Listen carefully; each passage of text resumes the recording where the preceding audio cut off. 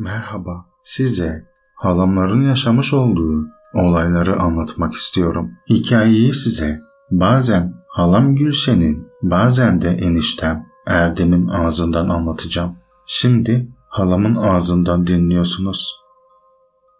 Eşim Erdem'le birbirimizi ilkokuldan beri tanıyorduk. Aynı okulda okuduk, aynı liseye gittik, aynı üniversitede okuduk. Eşim Erdem bana lisede okurken açılmıştı. Beni sevdiğini söylemişti. Aslında ben de eşimi seviyordum ama bunu ona bir türlü söyleyemiyordum. Eşim bana açılınca ben de ona duygularımızın karşılıklı olduğunu söyledim. Sevgili olmuştuk. Eczacılık bölümünü istiyorduk. Nihayetinde de kazandık. Ailelerimizin de desteğiyle küçük bir kendimize göre eczane açmıştık. İşler yoluna girince de evlendik. Aslında evliliğimizin ilk zamanları o kadar da kötü gitmiyordu. Gündüzleri beraber eczanede duruyor, akşamları da bazen evde vakit geçiriyor, bazen de dışarıya çıkıp sinemaya falan gidiyorduk. İlk aylarımız böyle geçti. Artık yavaş yavaş hem eşimin anne babası hem de benim annem babam bizi sıkıştırmaya başlamıştı. Ne zaman kucağımıza torun vereceksiniz? Ölmeden önce bize torun sevgisini tattırmayacak mısınız diyorlardı. Biz de çocuğumuzun olmasını istiyorduk ama Rabbim bize nasip etmemişti. Belirli bir süre geçtikten sonra doktor takviyesi almaya karar verdik. Daha doğrusu ben sorunun benden kaynaklı olduğunu düşündüğüm için kocamdan gizli doktora gidiyor, gerekli tahlilleri yaptırıyordum ama hangi doktora gittiysem bana bir sıkıntımın olmadığını söylüyor, zamanla çocuğumun olabileceğini söylüyordu. Günler böyle giderken yavaş yavaş eşimle kavgalar da başlamıştı. Bütün kavgaların sebebi de çocuktu. Biliyorum, eşim beni kırmak istemiyor. Beni çok seviyor ama eşimin ailesi köyde yaşadıkları için haliyle de dar görüşlü ve cahillerdi. Sürekli eşime baskı yapıyorlardı. Eşim de bu durumu ne kadar bana yansıtmamaya çalışsa da sonuçta o da bir insandı. Bir yerde patlıyordu. Kavga ediyorduk. Hatta eşimin köyünde Erdem 3 yıldır evli. Herhalde karısı kısır diye dedikodu bile çıkmıştı. Tabii eşim bana bunu söylemedi. Benim bir şekilde olaylardan haberim oluyordu. Kayınvalidem de sağ olsun verilen gazlarla hem eşime hem de bana baskıyı daha fazla arttırıyordu. Hatta bir keresinde eşime, "Oğlum bırak şu kısır karıyı, sana kız mı yok, gel boşan, sana başkasını buluruz" dese de eşim annesini bir evlada yakışmayacak şekilde terslemiş, kısırsa kısır, çocuğu olmuyorsa olmuyor, ben hayatımdan memnunum, hayatımıza kimse karışmasın, her şeyin bir vakti var, eğer bizim de kaderimizde çocuk sahibi olmak varsa elbet bir gün Rabbim bize nasip eder dedi. Eşimin bu tepkisine ben de annesi de şaşırmış, hatta bu yüzden annesiyle araları açılmıştı. Bir gün yine ben doktor hastane dolaşırken tahlilimi vermiş, filmin çıkmasını bekliyordum. Yanımda da benden 5 veya 10 yaş büyük bir abla oturuyordu. Yanında oturanla muhabbet ediyordu. "Kızım bak, ben de çok aradım ama hastanelerden şifa bulamadım. Sağ olsun Hasan Hoca'ya gittim. Onun sayesinde çocuğumuz oldu. Hatta şimdi de buraya çocuğumuzu kontrole getirdik. Sen de çocuğum olmuyor diye söylüyorsun. Gel sen de bu hocaya git. Hem ne kaybedersin ki?" dedi. "Abla, ben öyle şeylere inanmam ama denize düşen yılana sarılır" deyip hocanın adresini o kadından aldı. Ben de yan yana oturduğum için kadının verdiği adresi duymuştum. Ben Hacı Hoca işlerine pek inanmazdım ama bu doktorda bir sorun olmadığını söyleyince, "Kızım Gülşen, bir kere git, hem ne kaybedersin ki?" dedim kendi kendime. "En fazla 1-2 saatin, biraz da paran gider" dedim. O kadının genç kıza verdiği adrese ben de gitmeye karar verdim. Ertesi gün yine eşimle eczanede dururken eşime, "Ben bugün bir arkadaşıma gitmek istiyorum. Sen de izin verirsen ve tek başıma idare edebilirim dersen gidebilir miyim?" dedim. "Tabii hayatım, zaten sen de ben de buraya tıkılıp kalıyoruz. senin için de değişiklik olur dedi. Ben eczaneden çıktım. O kadının verdiği adrese gittim. Şehrin dışında varoş diye tabir edilen bir mahallede yıkılmaya yüz tutmuş harabe bir evdi burası. Arabadan indim. Kapıyı çaldım. Ama bir süre kapıyı açan olmadı. Ben tam geri dönecekken kapıyı yüzünde meymenet olmayan orta yaşlı bir adam açtı. Kimi aramıştınız dedi. Ben de Hasan Hoca'yı arıyorum. Onunla görüşmem lazım dedim. Adamın yüzünde birdenbire güller açtı. Hasan Hoca benim. İçeriye gel dedi. Eve girdim. Beni oturma odasına benzeyen yerde minderlerin kaplı olduğu bir odaya aldı. Çay içer misin ya da başka bir şey getireyim dedi. Ben de bir çay alabilirim dedim. Keşke demez olaydım. Nereden bilebilirdim ki hayatımın kararacağını? Mutfaktan 2 çay getirdi. Hele bir anlat bakalım. Derdin neymiş dedi. Ben de el mecbur eşimle olan evliliğimden, çocuğumun olmamasından, her iki tarafın yaptığı yoğun çocuk baskısından her ne varsa anlattım. İçimi döktüm. Hasan Hoca düşünür gibi oldu. Sessiz kaldı. Hele bana üzerinde bulunan bir yüzük, küpe ya da saç teli, tırnak bir şeyler ver bakalım dedi. Ben de istemeye alyansımı verdim. Hocaya uzattım. Hasan Hoca odadan ayrıldı. Başka bir odaya geçti. 10-15 dakika sonra yanıma geldi. Konuşmaya başladı. Kızım, şimdi sana ve eşine çocuğunuz olmaması için bağlama büyüsü yapılmış. Bu büyü bozulmazsa çocuk sahibi olamazsınız dedi. Ben de gülerek kim, neden bize büyü yapsın ki dedim. Kimseyle derdimiz düşmanlığımız yok dedim. Hoca da eşinin köyünde yaşayan bir kız, eşini çok sevmiş ama eşin onu değil de seni alınca delirmiş, intikam için size büyü yapmış. Bütün her şeyin sorumlusu o kadın dedi. Ama merak edecek bir şey yok. Büyüyü bozarız. Bozunca da eşinle çocuğunuz, hatta çocuklarınız olur dedi. Ben bir kere gelmiştim artık buraya. Denemekten zarar gelmez diye düşündüm. Peki nasıl yapacağız diye sordum. Hoca da hoş olmayan bir gülümsemeyle kızım sen haftada 4 kere buraya gelip gideceksin. Ben de seni okuyacağım. İlaç hazırlayacağım. Bunları yaptıktan sonra da çocuğunuzun olmaması için hiçbir engel kalmayacak. Ama her şeyin bir karşılığı olduğu gibi bunun da sana bir bedeli olacak dedi. O zamanın parasıyla benden 4.000 lira istedi. Ben de durumumuz iyi olduğu için hocanın dediklerini kabul ettim. Ne gerekiyorsa yapalım. Para sorun değil dedim. Hoca da tamam o zaman sen burada bekle. Ben sana bir su alıp geleyim dedi. Çok geçmeden elinde bir bardak suyla geri geldi. Bunu iç, ben de okuyayım dedi. Ama daralırsan, gözlerin kapanacak gibi olursa korkma. Benim yanımdaki varlıklar senin bedeninde bulunan büyüleri temizleyecek dedi.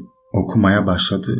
Ben suyu içmiştim. Aradan yarım saat geçti. Benim gözlerim kapanmaya başladı. Olduğum yerde yığılıp kalmışım. Gözlerimi açtığımda neredeyse akşam olmuştu. Hele şükür uyandın kızım. Üzerindeki büyüyü bozmak için sen baygınken benim yardımcılarımla beraber işlemlere başladık. Bir de sana bir su vereceğim. Bunu da evde kocanla beraber içersin dedi. Seni buraya tekrar bekliyorum deyip bana şişeyi uzattı. Ben de hocanın ücretini ödedim. Tamam hocam, bir aksilik olmazsa tekrar geleceğim dedim. Hoca da aman ha kızım, sakın gelmemezlik yapma, yoksa büyüyü bozamayız dedi. Ben de kafamı salladım, oradan ayrıldım, eve geldim. O akşam eşimle güzelce yemeğimizi yedik, çaylarımızı içtik. Ben eşime belli etmeden çay koyarken hocanın verdiği sudan çaya koymuştum. Ben böyle 3 hafta hocaya gitmeye devam ettim. Her gitmemde de bayılıyor, bir vakit geçtikten sonra uyanıyordum. Tabii o zamanlar ben bunu böyle sanıyordum. Öyle değilmiş. Sonradan öğrendim. Son haftada hocanın yanına gitmiş, yine okunduğumu sanmış, bayılmıştım. Hoca, artık işin bitti kızım, merak etme, büyüyü bozduk. Çocuğunuzun olmamasına hiçbir engel kalmadı dedi. Ben de hocaya teşekkür ettim ve oradan ayrıldım. Eve döndüm. Aradan Bir ay gibi bir süre geçmişti. Benim midem bulanmaya, kusmaya, doğru dürüst yemek yememeye başladım. Affedersiniz ama regil dönemimi de yaşamamıştım. Bir umut acaba mı diye düşündüm. Ertesi gün eczaneye gidince kendime test yapmaya karar verdim. Sabah eşimle uyanmış, kahvaltımızı yapmış, eczaneye gelmiştik. Ben eşime belli etmeden arka tarafta kendime test yaptım. Test pozitifti. O an nasıl mutlu oldum size anlatamam. Ama hastanede tahlil yaptırıp emin olmadan eşime bir şey söylememeye karar verdim. O gün eşime midemi bahane edip hastaneye gideceğimi söyledim. Kan tahlili verdim. Ertesi gün tahlilin sonucunda hamile olduğumu öğrenince sevinçten havalara uçmuştum. Bir alışveriş merkezine girdim. Bebek patiği aldım. Güzelce paketledim. Sevinçle eczaneye, eşimin yanına döndüm.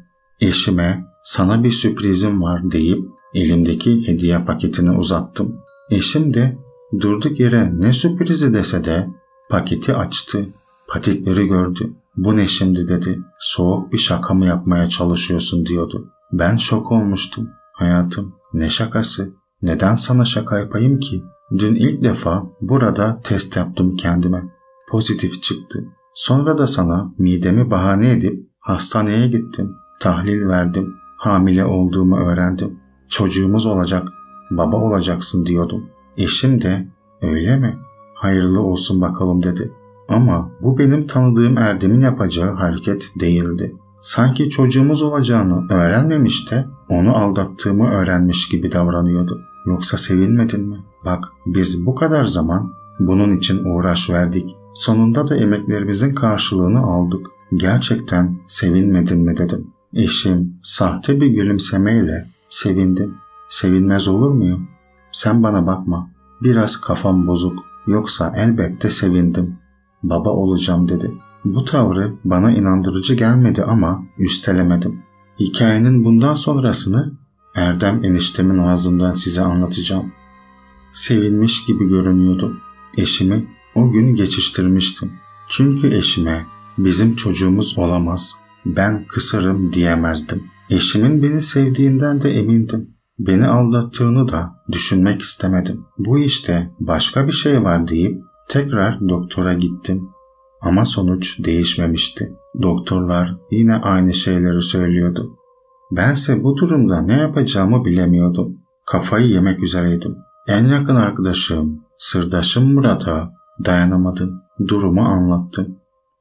Murat da, oğlum Erdem, ben yengeyi tanıyorum. Seni başkasıyla aldatacağını sanmıyorum. Ama içindeki şüpheyle yaşamak istemiyorsan benim tanıdığım bir hoca var.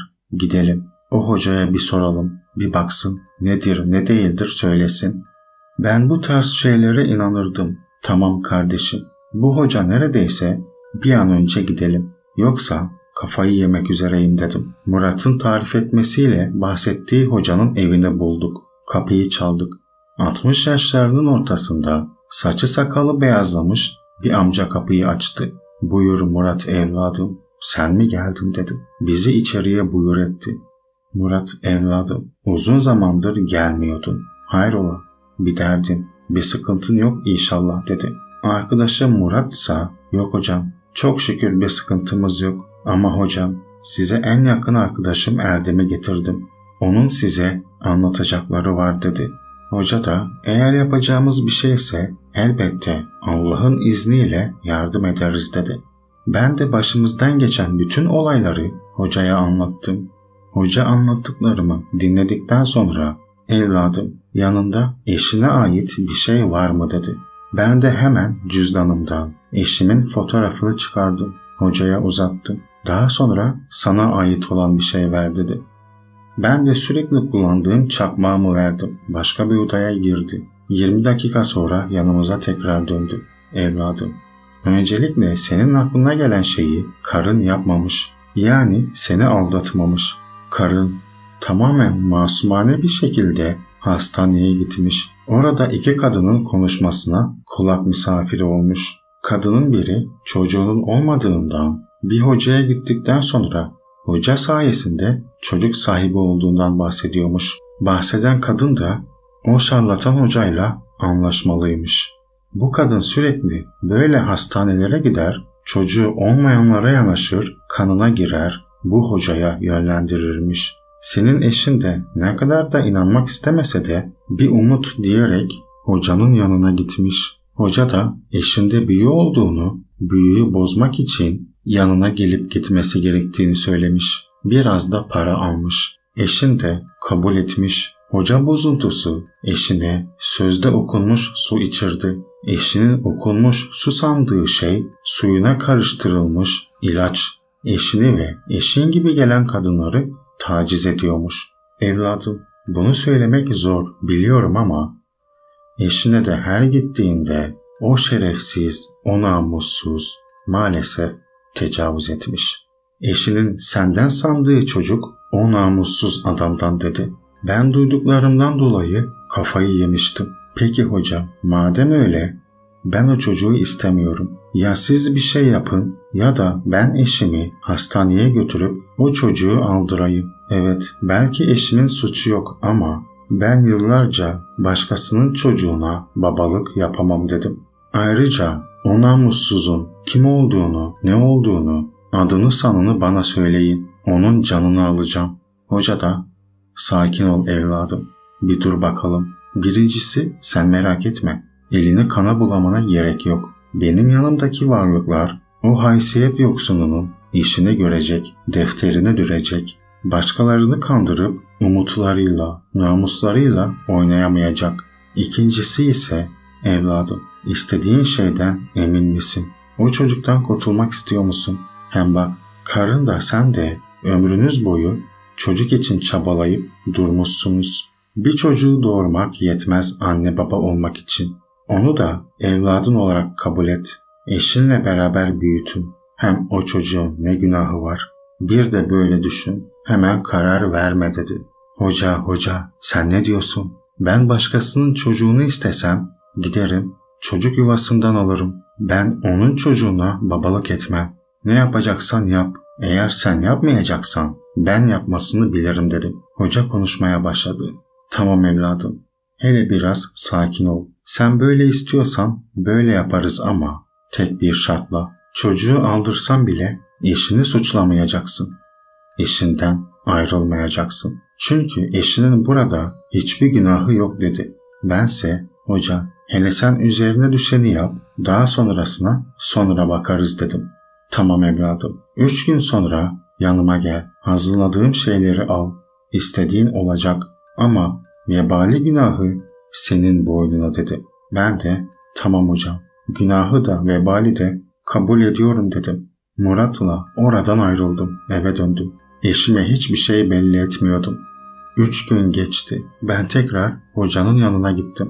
Hocanın hazırladığı bala benzer bir şeyi aldım. Daha sonra yanından ayrıldım.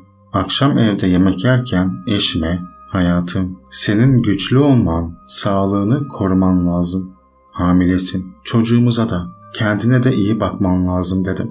Sana bal pekmez karışımı bir şeyler getirdim. Her gün bundan bir kaşık ye. Ye ki gücün kuvvetin yerinde olsun dedim. Eşim gülümsedi. Bir an bu çocuğu hiç istemiyorsun sandım. Ama bu yaptığın beni mutlu etti dedi. Hemen hemen 2 hafta o bala benzer şeyi her gün aksatmadan yedi. Ama hamileliğinin 7. ayına girmişti. Halen çocuk karnındaydı. Bir şey olmamıştı. Ben tam başka şeyler planlamaya başlamıştım ki eşimde garip haller olmaya başladı. Geceleri yataktan kalkıyor, boş boş karşı duvara bakıyor, kendi kendine konuşuyordu. Hikayenin bu kısmını halamın ağzından dinleyeceksiniz. 7. aya girmiştim. Doğumuma 2 ay kalmıştı. Kızımız olacaktı. Hatta ismini bile düşünmüştük. Güneş olacaktı adı. Evimize doğan Güneş. Erdem de ben de şimdiden hayaller kurmaya başlamıştık. Ama son zamanlarda bende gariplikler olmaya başladı. Geceleri kabuslar görüyordum. Yataktan korkarak uyanıyordum. İlk başta böyle başladı. Daha sonralarıysa kulağımda sesler ve uğultular duymaya başladım. Geceleri rüyamda garip giyinişli, çarşaflı varlıklar görüyordum. Onlar sürekli çocuğunu bize ver diyordu. Karnımı deşip çocuğumu alıyordu. Beni o halde bırakıp gidiyorlardı. Daha sonra onları geceleri de görmeye başladım. Beni uykumdan uyandırıyor, çocuğunu bize vereceksin, onu alacağız diyordu. Hem beni korkutuyorlardı hem de pis pis gülüyorlardı. Bunlara dayanamaz olmuştum. Her gece beni uyandırıyorlardı. Korkunç korkunç şeyler gösteriyorlardı. İşkence ediyorlardı. Tabii bu durumu eşime anlatamıyordum. Eşimse beni hamilelikten ötürü hormonal bir değişim yaşadığımı düşünüyordu. Pek bir şey demiyordu. En sonunda gittiğim Hasan Hoca aklıma geldi. En azından ona bir gideyim. Belki derdime çare bulur diye düşündüm. Hocanın evine geldim. Kapısını çaldım ama kapı açılmadı. O anda oradan geçen bir mahalleli, "Sen Hasan Hoca'yı mı arıyorsun?" dedi. Ben de evet dedim. Adam da, "Kızım, onunla görüşemezsin" dedi. Nedenini sordum. "Hayırdır, yoksa taşındı mı?" dedim. "Evet, taşındı. Mezarlığa taşındı. Oraya git. Derdine orada bir çare bulabiliyorsa bulsun." O büyücü bozuntusu deyince, "Amca, sen ne diyorsun? Ne büyücüsü, ne mezarlığı, yoksa hocaya bir şey mi oldu?" "Evet kızım, oldu. Bundan 5 ay önce bir gece onun evinden bağırma sesleri duyduk. Zaten onu mahallede kimse sevmezdi. Polise haber verdik. Polis eve girmesiyle çıkması bir oldu. Onu içeride parçalara ayrılmış bir halde buldular. Cesedi tanınmaz haldeydi. Her bir parçasını ayrı ayrı toplayıp zar zor torbaya doldurdular. Yani anlayacağın o büyücü bozuntusu geberip gitmişti." Ben de adama, "Peki onu neden sevmediniz? Ne güzel insanların derdine çare buluyordu" dedim. Adam ise, "Sen ne diyorsun? Ne çare bulması? O senin iyi bildiğin adam, karıyı kocadan ayıran, insanlara para karşılığı büyü yapan, sahtekar, mendebur herifin tekiydi." "Anlamadım. Sen ne diyorsun?" dedim.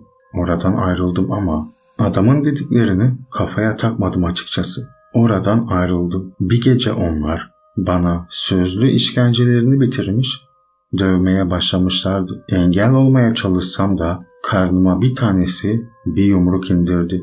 O anda ben bağırtı kopardım. Eşimse yanımda hiçbir şeyden habersiz uyuyordu. Benim bağırmamla ayağa fırladı.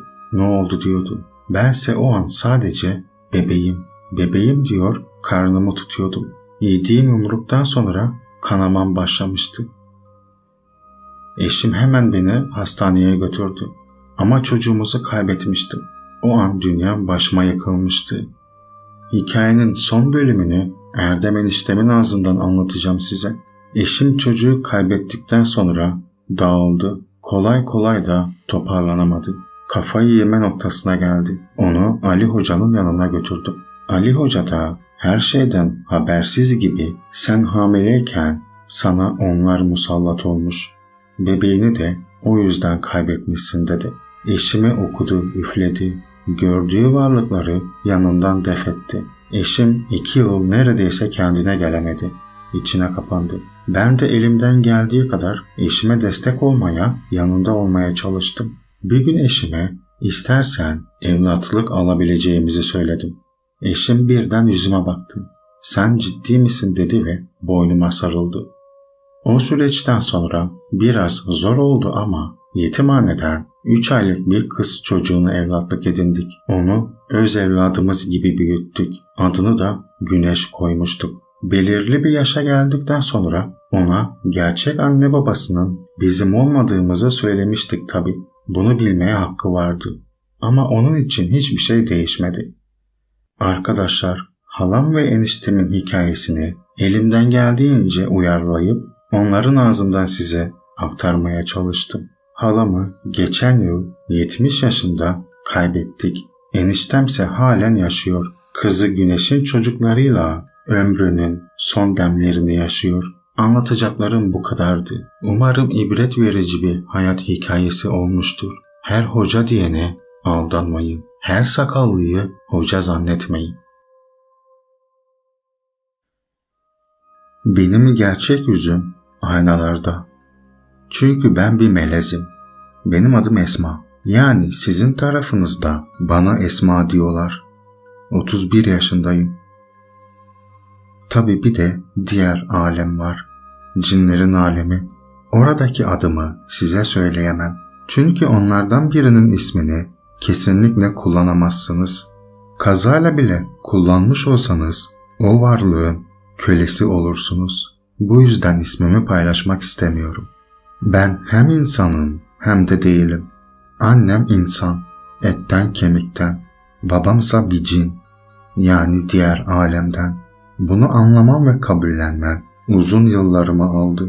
Kısaca anlatmak istiyorum. Şöyle düşünün, doğduğunuzdan bu yana hem cinler hem insanlar tarafından büyütülüp yetiştiriliyorsunuz. Doğumumdan başlamak istiyorum. Annem bundan yıllar önce kendi gibi bir insanla evliymiş. Ama çocukları olmuyormuş. Köy yerinde yaşadıkları için de millet durur mu söz etmeye başlamış. Ne annemin kısırlığını bırakmışlar ne de kocasının. Bir gün başka bir köyden büyücü bulmuşlar.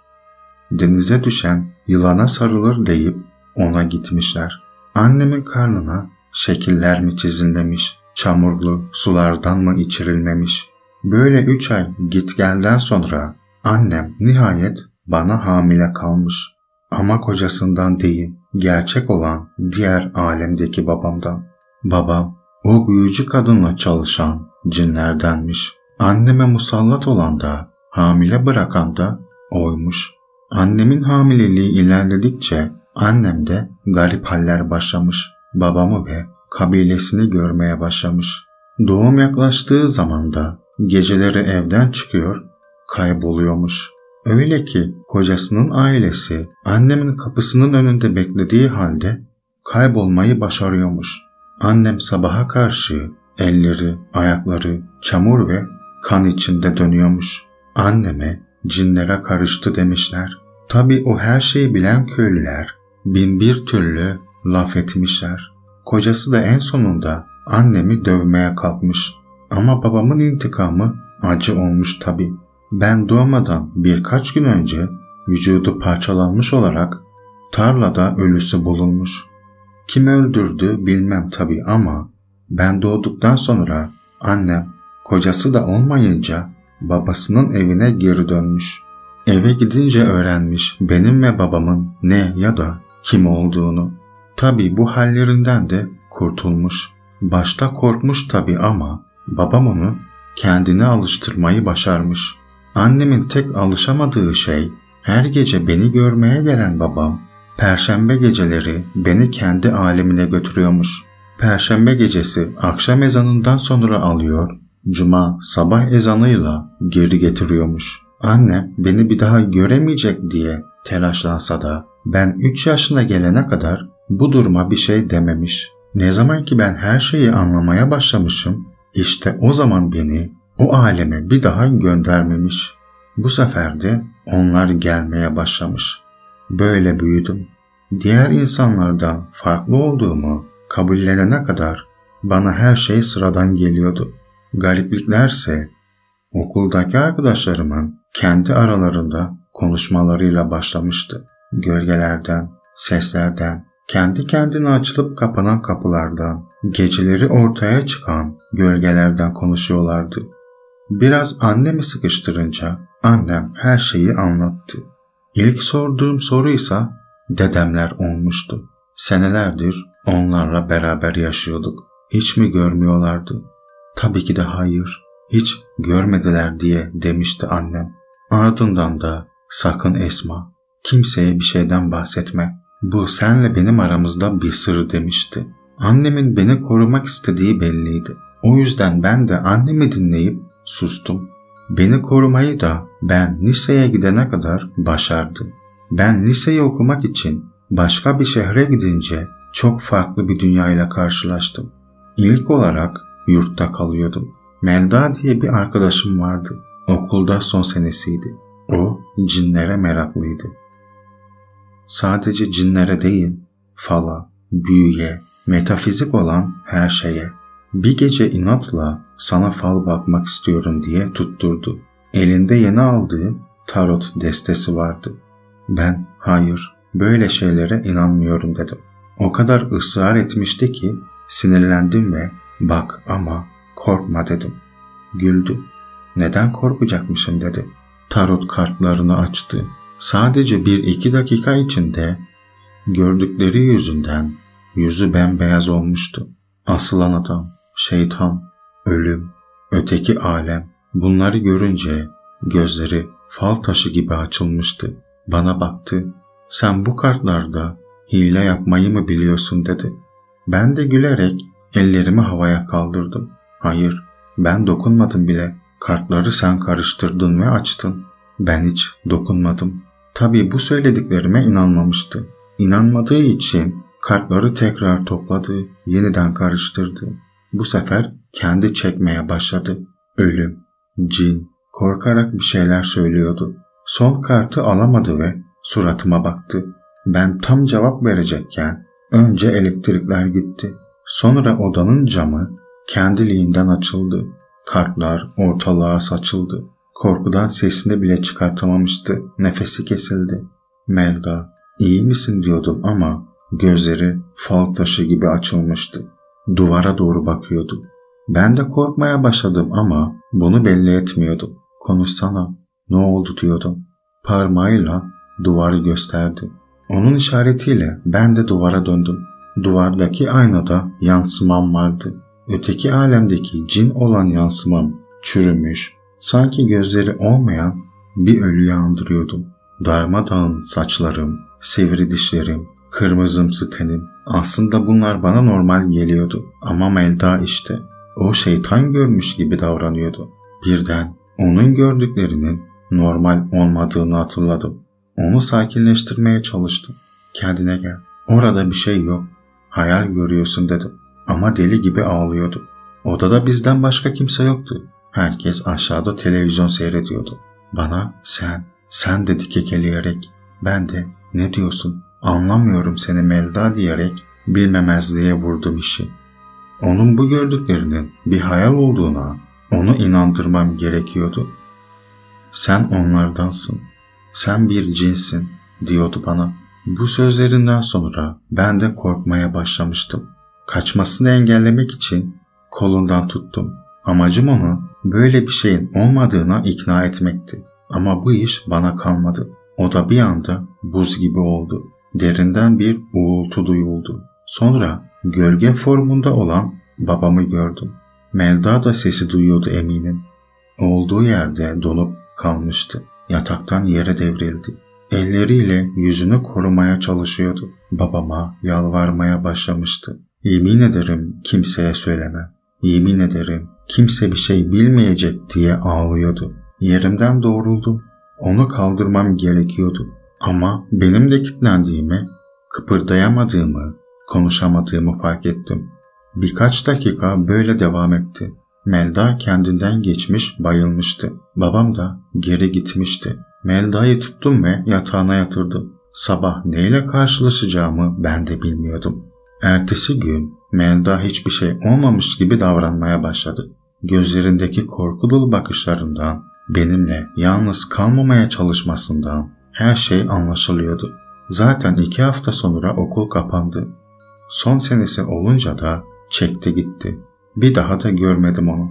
Bundan sonrası daha da karmaşık. Çünkü bu yaşadıklarımdan sonra artık ben de daha dikkatli davranmalıydım. Bu yüzden geceleri arkadaşlar varken asla aynalara bakmıyor, aynaların olduğu odalara bile girmemeye çalışıyordum.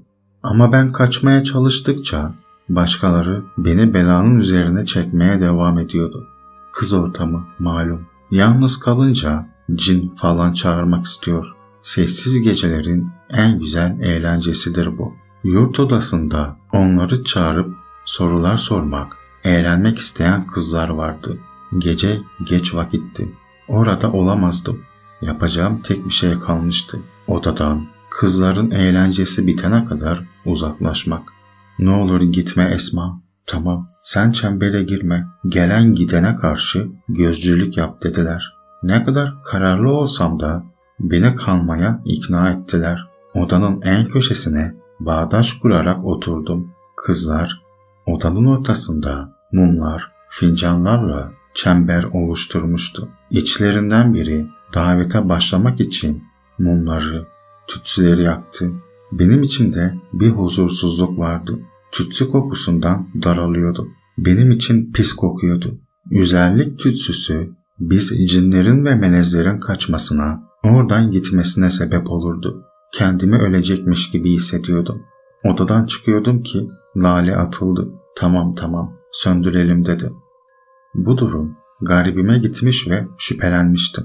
Yine de sesimi çıkarmadım. 10 dakika geçti. Bazı ayetler ve Allah'ın isimlerini tersten okuyorlardı. Yarım saat olmamıştı ki kulaklarıma ayak sesleri gelmeye başladı. Tabii bu sesleri kızlar duymamıştı. Odanın kapısının altından duman halinde 2 tane cin odaya girdi.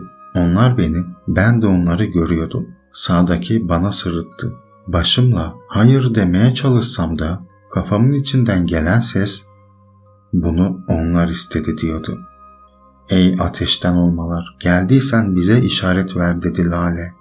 O anda bütün mumların hepsi söndü. Kızlar bağırmaya başladı. Daha sonra mumlar kendiliğinden tekrar yandı. İçlerinden birinin adı Elmas'tı. Bağırmaya başladı. Hayır, onlar gelmiş olamaz deyip ayağa kalkınca Lale onu oturtmaya çalıştı. Ne bağırıyorsun?